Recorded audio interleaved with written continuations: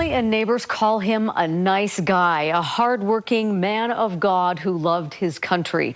But posts on social media showed something that alarmed federal agents, a suspected intent from Craig Robertson to kill the president. Tonight, news specialist Andrew Adams spoke to an expert about that disconnect. Andrew, it's hard to reconcile. Well, it really is, and those are questions that a lot of neighbors and strangers alike have been asking. What happened, and what was this apparent other side that came out in social media posts? We spoke to an expert in extremism about that and wider-reaching implications.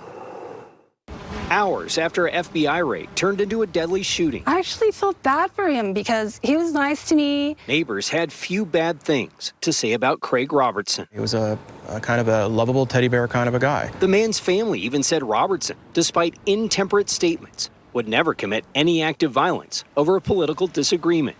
Facebook posts outlined in federal charging documents threatened the president and others in graphic detail. And they're pretty out there.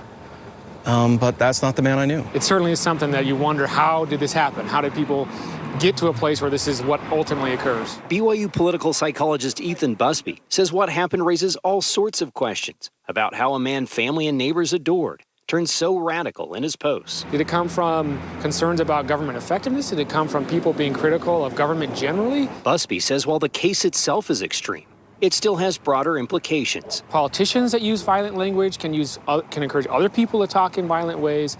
The media talking in violent ways about politics can encourage other people. So it's sort of like a cycle where we can influence each other, and the way that we speak can have consequences. Now is a time, he says, to reflect on how heated and violent political rhetoric is becoming. Those groups definitely have a responsibility to take that seriously. Because sometimes the consequences are unexpected. If we're not willing to step back and say, okay, what's the long-term picture here? I think we might end up in a place that nobody really intended or wanted.